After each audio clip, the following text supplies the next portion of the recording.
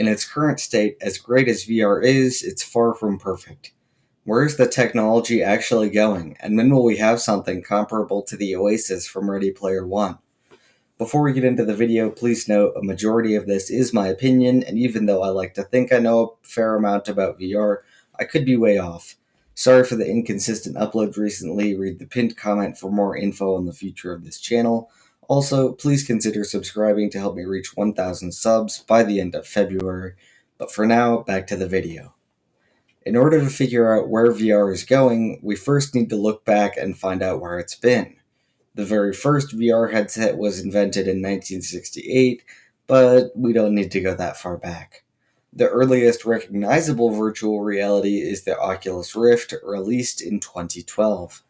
This headset is far from the best on the market by current standards, but for a long time held up pretty well and was only discontinued in 2019. Other headsets came and went during that period, from smaller things like the Google Cardboard to bigger things like the HTC Vive. But in 2019, a groundbreaking VR headset changed the industry forever.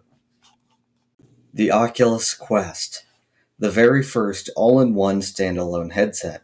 It's what got me into VR. I, like many others, don't have a powerful enough PC to run VR. Before that point, I had been unable to get into VR, even though I was interested. But I heard about this headset, it released in May, and I got it in June. Putting it on for the first time, my only other experience with VR being some Samsung VR that used a cell phone, my mind was blown. Even with the issues the original Quest had, it was too bulky, not a great game catalog at launch, and not the highest resolution. This headset had opened VR to a massive new audience and changed the market forever. The next milestone for VR happened in October 2020, so really recently, and I'm guessing most of you know what this is. The Oculus Quest 2 released. Now, the Oculus Quest 2 was basically everything about the Quest, but better. A better processor, better resolution, more storage, and for cheaper. When the Oculus Quest launched with a retail value of $400, it was still amazing, but only the VR enthusiasts were going to splurge on it. At the launch of the Quest 2, Oculus has had some time to work out kinks in software from the original Quest, and there was already a large game catalog. All these combined with the $300 price tag allowed for more of the average consumers to get into VR for the first time. And already in the first 7 weeks since launch, we're seeing more monthly active users than the original Quest had at its peak. But why does this matter? Well, in the past few years, since VR has moved more into the public eye, already you can start seeing some major changes. A lot more standalone headsets are being developed, as well as a lot more social experiences, both of which gives us clues to the future of VR. And that brings us to the present day and our original question, where is this all going? In my opinion, as great as the Quest 2 is, it isn't going to make VR a social norm. For starters, nobody likes the Facebook requirement, and it seems like they had to cut a lot of corners to hit the $300 price point. Not a ton of storage for the bigger games, the base head strap is pretty uncomfortable, and not a super great IPD adjustment.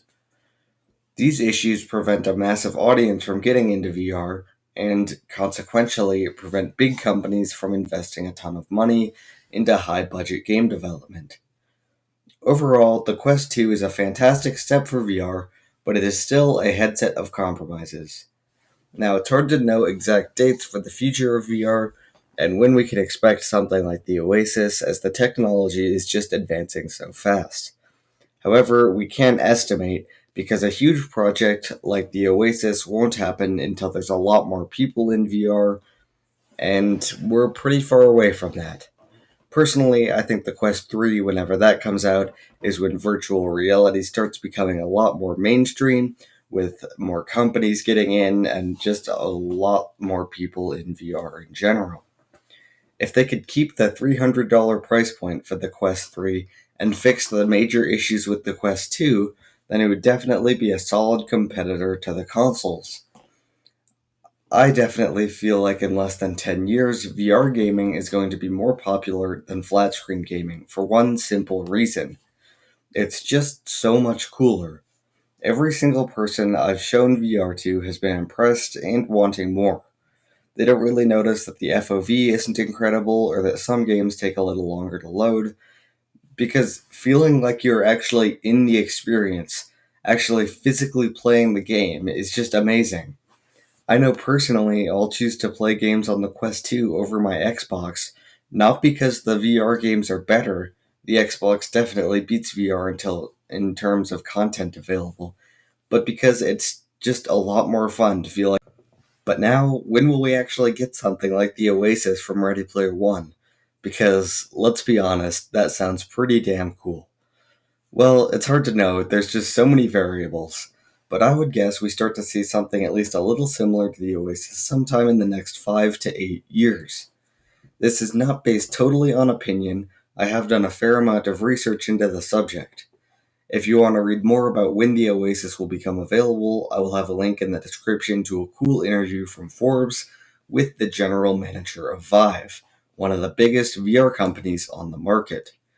The article is 2 years old, but I think he makes some good points, and it's cool to see what the one of the biggest names in VR has to say about the technology's future.